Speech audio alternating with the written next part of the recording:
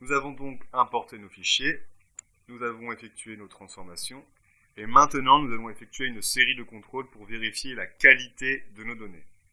Nous allons effectuer 2 contrôles, le premier sur le numéro de commande et le second sur le code client.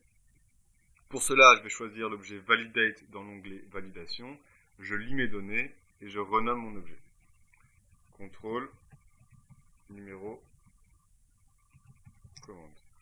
Je rentre dans les propriétés. Je vais vérifier mon order ID. Je vais faire 3 contrôles. Je vais d'abord vérifier qu'il n'est pas vide. Ensuite, qu'il ne contient aucune lettre. Et donc, qu'il ne contient que des chiffres. Et enfin, que sa longueur est inférieure à 5 caractères. 5. Okay.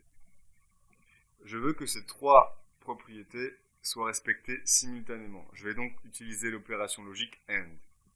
Donc si l'une d'elles n'est pas vérifiée, il va me renvoyer une erreur. Ok. J'exécute mon objet pour appliquer mes contrôles. Et j'ai 2 sorties.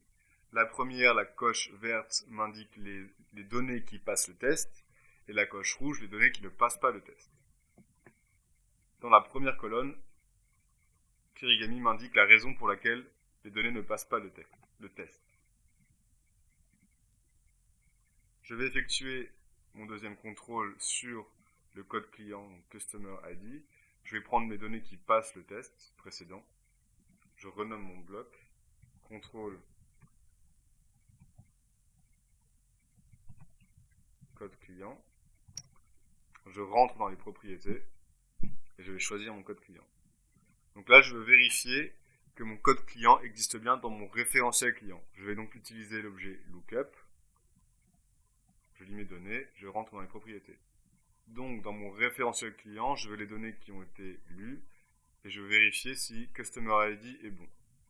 Ok. J'exécute mon objet pour appliquer les contrôles. Et pareil, j'ai mes 2 sorties. Et donc là, il va me ressortir les codes clients qui ne sont pas bons ou qui n'existent pas dans mon référentiel client. Maintenant que nous avons effectué nos contrôles, nous allons exporter nos données.